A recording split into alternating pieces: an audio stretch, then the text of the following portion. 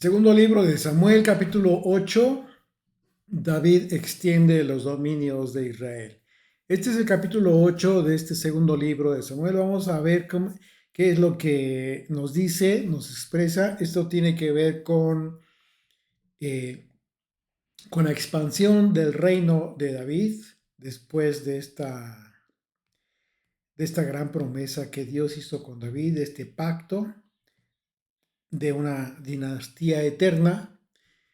Dice desde el versículo 1: después de esto aconteció, y bueno, esto, siempre que leemos aconteció después de esto es el indicativo de un nuevo periodo, ¿sí? Tanto en la vida de David como en el reinado de Israel, sobre Israel. Es decir, en el capítulo anterior, recuerden que vimos que se describió la confirmación de la promesa de Dios con David acerca de su preservación, la preservación de un reino, del reino tal cual que estaba ejerciendo él y también su hijo, que sería Salomón, pero al mismo tiempo vemos que en esta promesa va más allá el Señor y el Señor le promete a David una dinastía eterna.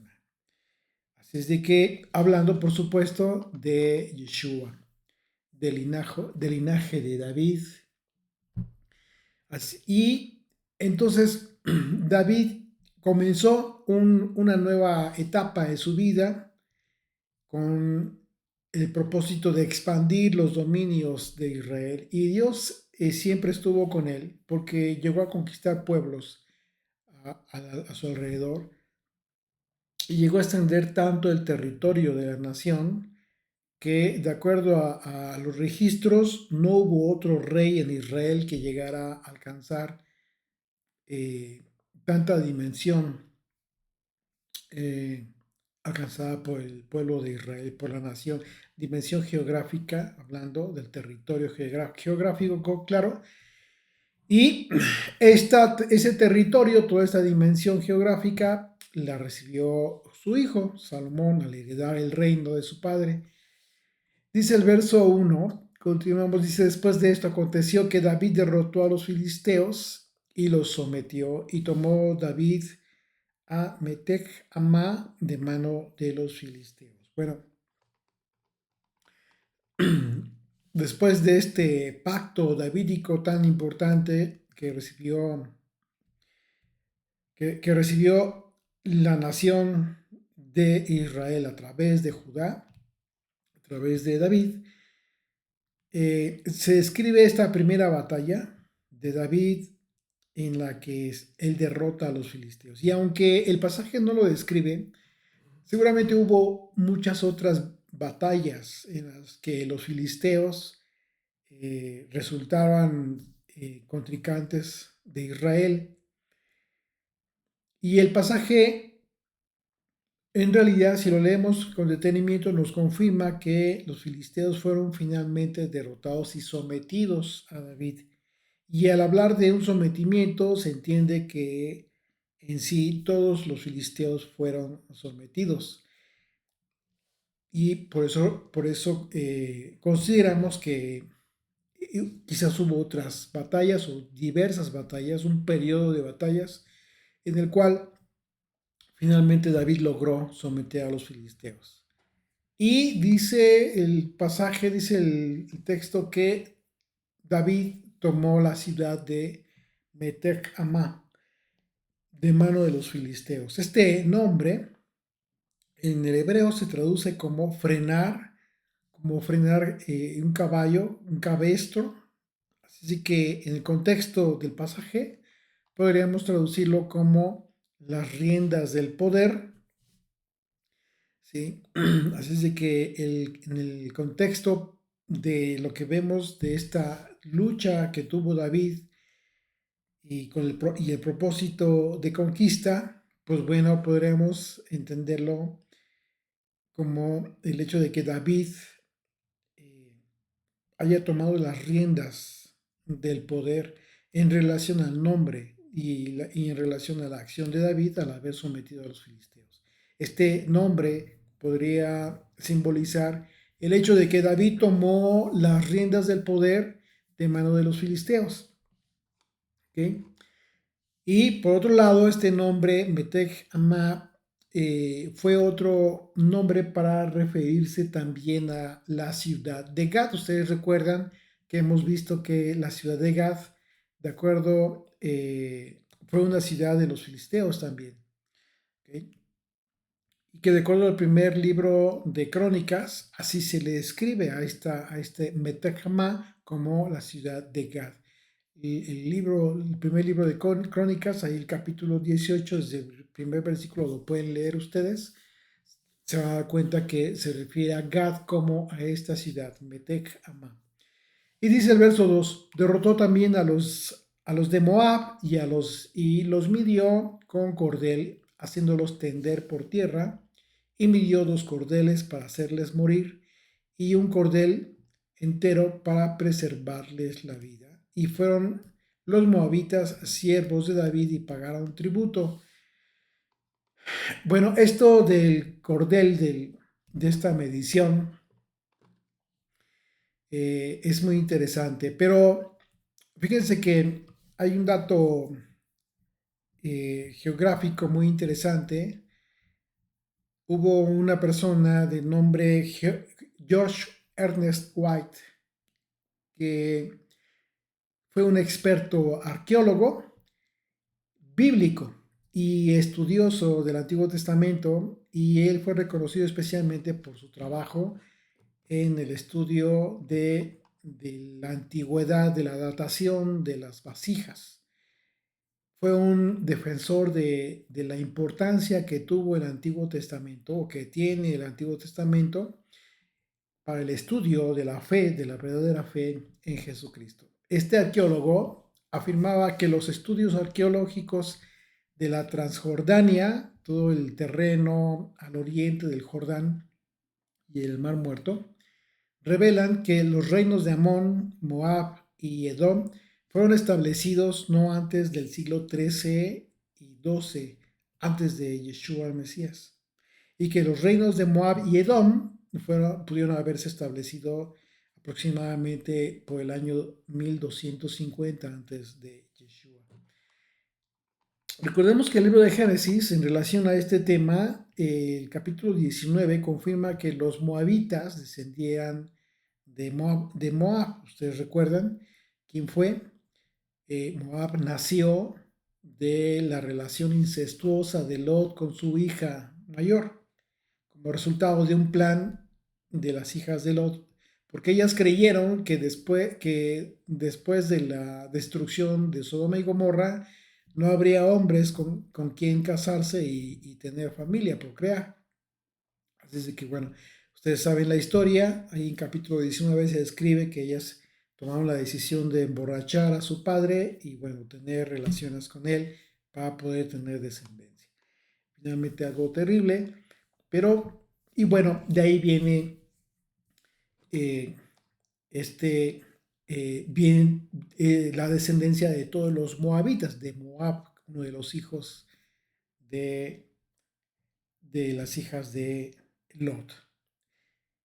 Entonces la expresión que refiere que David midió con cordel, pues sí fue algo, ahí hay controversia, no se entiende muy bien a qué se refería. Es una expresión que la han tratado de entender de algunas formas, incluso de forma alegórica, pero en realidad hablamos de guerra y de cómo se manejaban las situaciones en aquel entonces, y que el pasaje pues literalmente habla de muerte, algunos que murieron. eh, el significado puede ser literal, en el sentido de que lo que hizo David fue que hiciera que se tiraran en el suelo, para que en base a una medida con cordeles, unos debían morir y otros debían vivir. Así tal cual como se describe en el pasaje. Y los que vivirían, pagarían tributo a Israel. De esa manera se dice que fueron sometidos, ¿no? Así que, pues bueno, fue una práctica terrible. Podemos anticipar, entender que murió mucha gente, por supuesto, con motivo de esta guerra, de esta conquista. El reino de Soba, ubicado al norte de Israel, fue un reino arameo. Fíjense bien lo que se dice: así mismo derrotó también a Adad-Ezer, hijo de Rohab, rey de Soba, al ir a recuperar su territorio al río Éufrates. Bueno, este reino de Soba se encontró ubicado en la parte norte de Israel, y se dice que fue un reino muy importante. Algunos consideran que fue el reino arameo más importante. Sin embargo, de acuerdo a los registros históricos, al parecer Aram Damasco fue el más importante y que controlaba la forma estratégica la ciudad de Damasco. Se convirtió en un importante poder en la región. Independientemente de que a Soba también se le conoce como Aram Soba, ¿okay? Se le identifica también en los escritos como Aram Soba. Este rey de Soba, que se describe aquí, estaba extendiendo sus dominios también hacia el norte, queriendo dominar todo el territorio que llegaba hasta la costa del río Éufrates. Pero mientras este rey estaba queriendo controlar toda esta campaña de conquista hacia el norte, pues fue derrotado por David en la parte sur de este territorio de este rey. Como les decía, finalmente David estaba avanzando y estaba conquistando, porque dice la escritura literalmente que Dios estaba con él.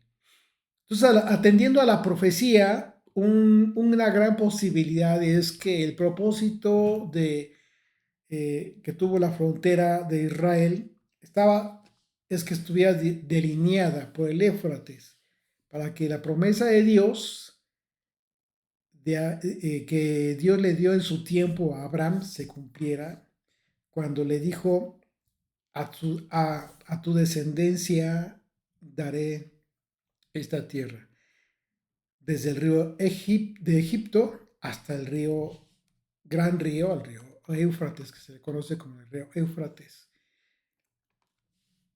Dice Génesis capítulo 15, es donde parte esta promesa que Dios le hizo a Abraham y que David ya estaba conquistando. Dice verso 17, a partir del verso 17 en adelante: y sucedió que puesto el sol y ya oscureciendo, se veía un humo humeando. Ustedes se acuerdan este pacto que Dios hizo con Abraham, que le mandó que, que tuviera, que abriera por la mitad en canal algunos animales.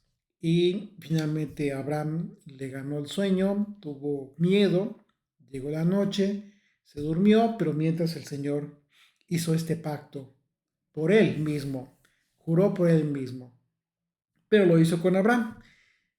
Y es cuando Abraham tiene esta visión de que Israel, de él provendría todo este pueblo de Israel, que sería sometido a esclavitud, serían liberados. Toda esta visión tuvo Abraham en aquel momento. Y es aquí donde se ve la antorcha, cuando Dios está haciendo este pacto, ustedes recuerdan. Nada más vamos a leer a partir del verso 17. Dice: sucedió que puesto el sol y ya oscureciendo, se veía un humo humeando y una antorcha de fuego que paseaba por entre los animales divididos. En aquel día hizo el Señor un pacto con Abraham diciendo: a tu descendencia daré esta tierra, desde el río de Egipto hasta el río grande, el río Éufrates, a la tierra de los cananeos, los ceneseos, los azmoneos, los heteos, los fereceos, los refaitas, los amorreos, los cananeos, los gergeseos y los jebuseos. Bueno, esta es la promesa que Dios le hizo a Abraham y que vemos de acuerdo a esta descripción que se está haciendo de la conquista de David, que efectivamente se estaba cumpliendo esta promesa que Dios hizo con Abraham. Dice el verso 4, regresamos ahí al segundo libro de Samuel, capítulo 8, verso 4. Y tomó David de ellos 1,700 hombres de a caballo y 20,000 hombres de a pie, y desjarretó David los caballos de todos los carros, pero dejó suficientes para 100 carros. Y vinieron los sirios de Damasco para dar ayuda a Hadad-Jezer, rey de Soba. Y David hirió a los sirios y 22,000 hombres. No importó la ayuda que pudo haber recibido este rey, finalmente David los derrotó. En el contexto bíblico, desjarretar, ¿qué significa? Desjarretar los caballos. ¿Qué fue esto? Significa que les cortaron los tendones de las patas para inutilizarlos para el combate o para el trabajo fuerte. El propósito de desjarretar a los caballos para evitar que el enemigo los utilizara en futuras batallas, pues era evitar tener también, por otro lado, que alimentar a todos estos animales que quedaban de todo este ejército que había conquistado David. Entonces, al desjarretarlos, aseguraba de que no pudieran ser utilizados para el transporte o para la guerra, aunque no necesariamente los dejaba completamente incapacitados. Podrían los caballos ser usados para otro tipo de tareas, pero ya no para la guerra. Y los israelitas no habían tenido carros de guerra, porque ¿cuál es la razón? Bueno, recuerden que los filisteos habían tenido ellos una especie de monopolio del hierro allí en Canaán. Y entonces finalmente ellos no usaban para sus guerras, Israel no usaba para sus guerras estos carros. Los usaron pero ya tiempo después. Así es de que cuando capturaron a toda esta gran cantidad de carros de guerra, al parecer no los utilizaron, quizás porque no sabían cómo usarlos, quizás, no se describe. Pero también derrotó a los sirios, dice el pasaje que derrotó a los sirios de Damasco. Sirios es usado aquí como un sinónimo para arameo. De hecho, en el versículo que cita la palabra sirios, en el hebreo se describe la palabra aram. Es la palabra aram para sirios y se traduce como gente de las tierras altas. Aram o Siria y sus habitantes, los sirios, Aram, arameo. Es interesante, ¿no? Dice el verso 6, regresamos ahí al segundo libro de Samuel, capítulo 8. Verso 6 dice, puso luego David guarnición en Siria de Damasco y los sirios fueron hechos siervos de David, sujetos a tributo. Y el Señor dio la victoria a David por donde quiera que fue. Y tomó David los escudos de oro que traían los siervos de Hadad Ezer y los llevó a Jerusalén. Asimismo de Beta y de Berotai, ciudades de Hadad Gezer, tomó el rey David gran cantidad de bronce. Entonces, oyendo Toi, rey de Hamat, que David había derrotado a todo el ejército de Hadad Gezer, envió Toi a Joram, su hijo, al rey David, para saludarle pacíficamente y para bendecirle, porque había peleado con Hadad Gezer y lo había vencido, porque Toi era enemigo de Hadad-Ezer. Y Joram llevaba en su mano utensilios de plata, de oro y de bronce. Dice el verso 11, los cuales el rey David dedicó al Señor con la plata y el oro que había dedicado de todas las naciones que había sometido. Eso es muy importante. Fíjense lo que hizo David. Lo consagró todos estos tributos que le traían reyes de otras naciones. David lo consagró al Señor. Dice el verso 12 de los sirios, de los moabitas, de los amonitas, de los filisteos, de los amalecitas y del botín de Hadad-Jezer, hijo de rey Rehob, rey de Soba. Entonces, las naciones vecinas ellos se dieron cuenta del poder de David, pero que también se dieron cuenta, obviamente, que era un poder sobrenatural. Dios estaba sobre David, sobre Israel. Dios estaba con David. Y, y esto fue muy importante como testimonio para las naciones extranjeras. ¿Y por qué podemos asegurar esto? Porque David siempre fue muy claro con relación a su fe en todos lados.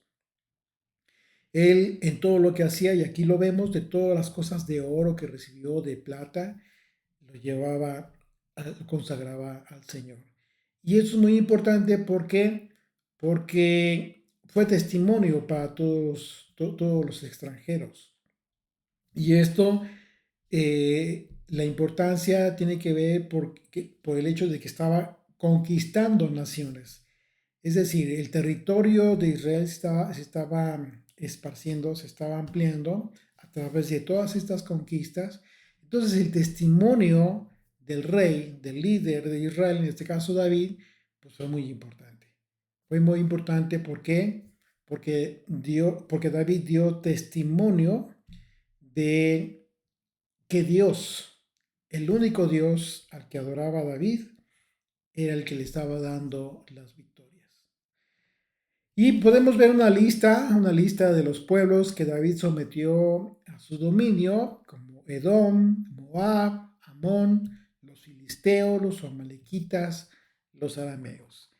Y que, bueno, fueron todas estas naciones que, que a final de cuentas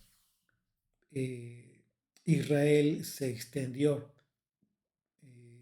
por causa de este dominio que David estaba ejerciendo. Dice el verso 13, así ganó David fama, ya se dieron cuenta, y esta fama por supuesto que es muy importante. ¿Cuál fama? Si no es que David siempre fue muy abierto con relación a la adoración al Dios de Israel. Dice, cuando regresaba de derrotar a los sirios, destrozó a 18,000 edomitas en el valle de la Sal. Y puso guarnición en Edom, por todo Edom puso guarnición, y todos los edomitas fueron siervos de David. Y el Señor dio la victoria a David por donde quiera que fue. Una descripción muy importante es que David instaló estos puestos militares, estas guarniciones en Edom. Esta fue la manera en que David estableció control sobre estos pueblos que llegó a dominar y estableciendo puestos militares en estos territorios y sometiéndolos al pago de tributos. Israel poseyó más parte de la tierra que Dios le prometió a Abraham, incluso se considera bajo el reinado de David que en cualquier otro tiempo. David fue capaz de lograr tanto delante de los enemigos de Dios. ¿Por qué? Porque a diferencia de Saúl, ¿qué fue lo que hizo David? Él siempre escuchó el consejo de Dios y siempre consagró sus victorias. Él reconoció que todas las victorias que estaba teniendo eran por Dios, no por él. Esa fue la gran diferencia que tuvo con Saúl. Cada victoria y cada enemigo sometido era un testimonio del poder de preservación de Dios en la vida del reinado de David.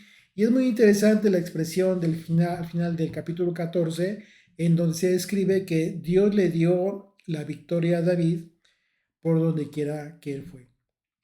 Esta expresión es una declaración, ¿no?, muy clara de la confirmación del favor divino del que gozaba David. Y la importante posición que David había llegado a tener, por supuesto, era por eso. Este pasaje describe el lugar más elevado que David llegó a alcanzar en términos de poder, porque nunca antes se había alcanzado en Israel el poderío que David alcanzó en este tiempo. Dice el verso 15, y reinó David sobre todo Israel, y David administraba justicia y equidad a todo su pueblo. Esto es muy interesante, fíjense. La palabra justicia, ustedes lo saben, del hebreo, eh, en diversos pasajes aparece con la palabra hebrea mishpat,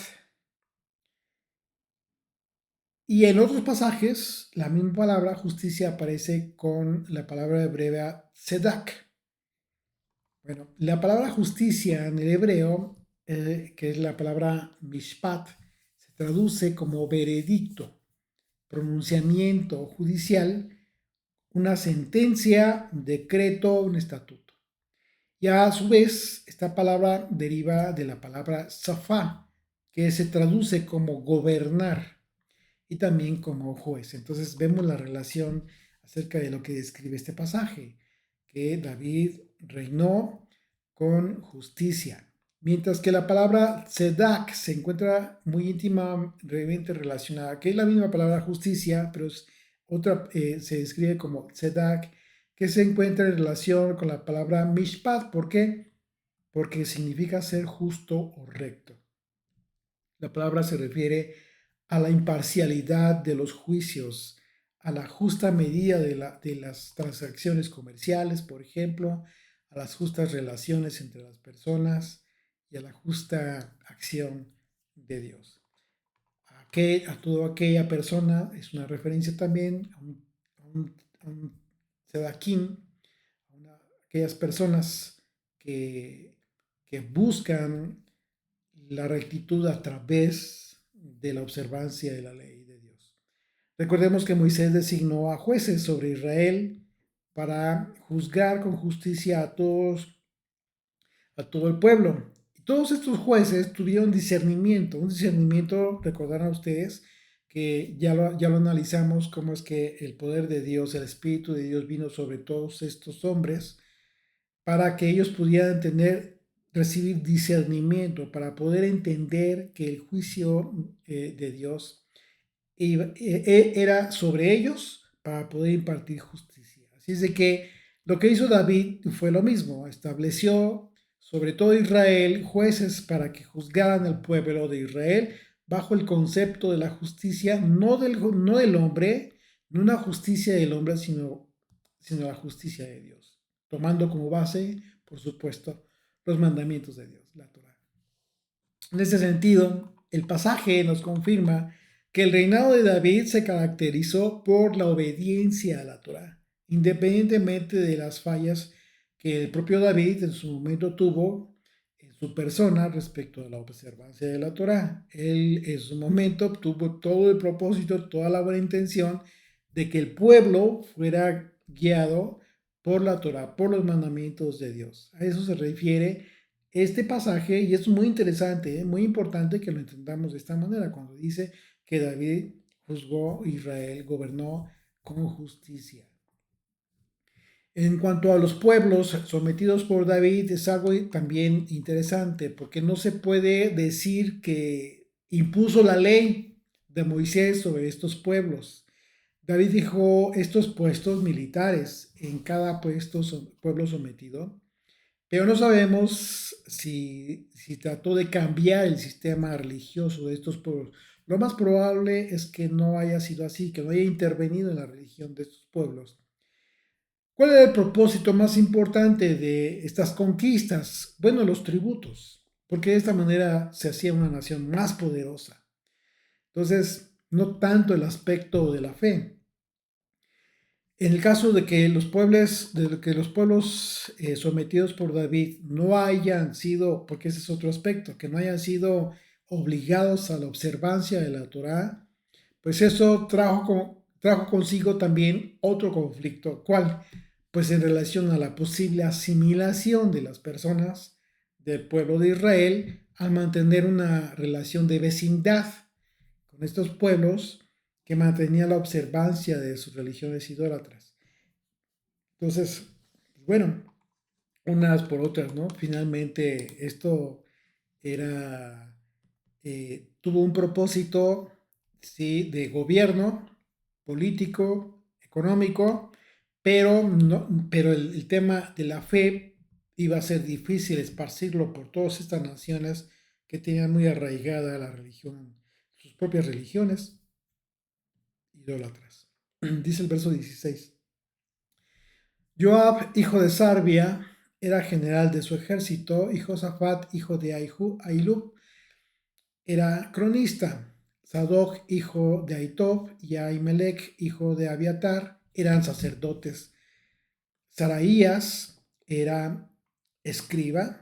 Benaía, hijo de Jojada, estaba sobre los cereteos y peleteos, y los hijos de David eran los príncipes. Bueno, aquí se hace esta descripción de el lugar que estaban ocupando estas personas, un lugar de importancia en el reino de David.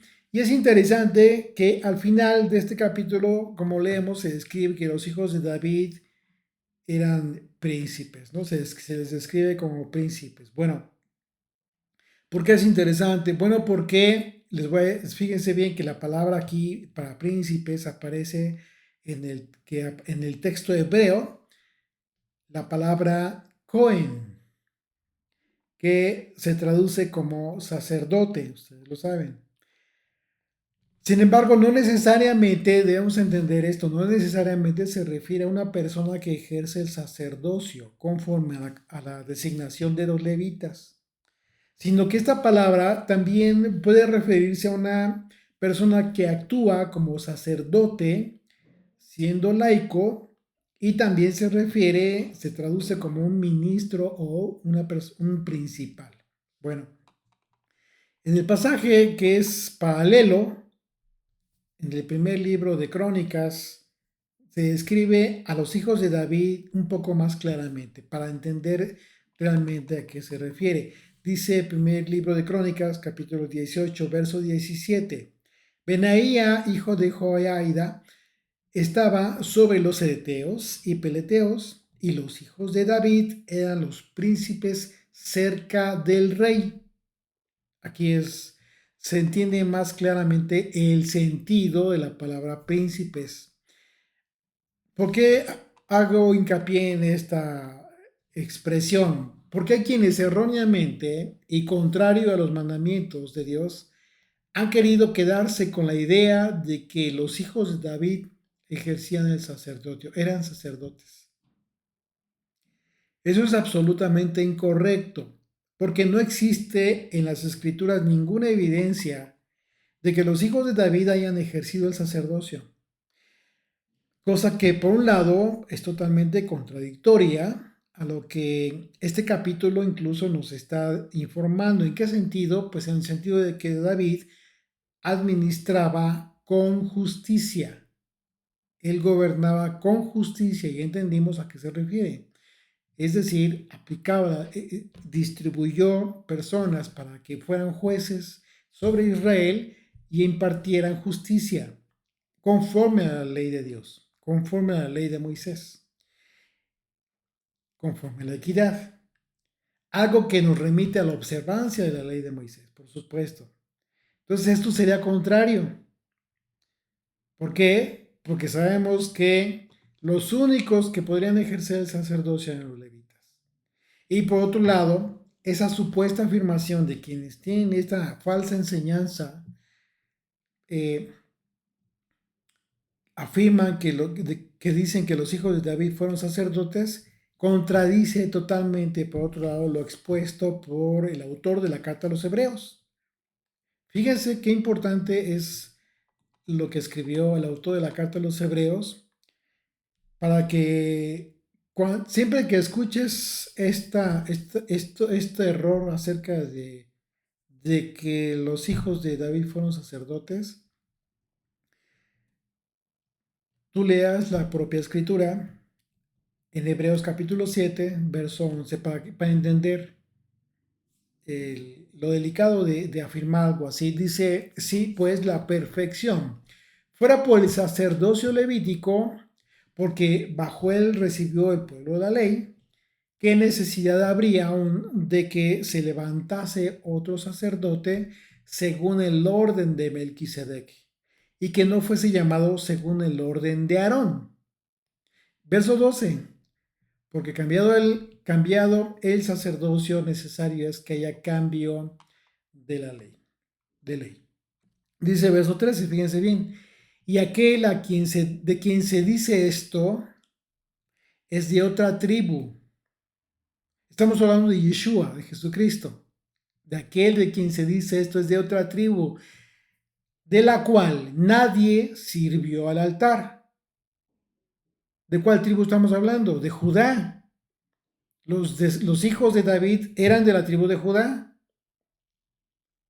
Entonces no hay ni siquiera chance como para una posibilidad.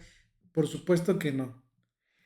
Una vez más, verso 13, y aquel de quien se dice esto es de otra tribu, de la cual nadie sirvió al altar, porque manifiesto es que nuestro Señor vino de la tribu de Judá, de la cual nada habló Moisés tocante al sacerdocio. Esto es categórico y muy importante que tú lo tengas muy claro. Tengamos mucho cuidado con afirmar las falsas enseñanzas de quienes usando unas supuestas alegorías se desconectan de la escritura solo para impresionar.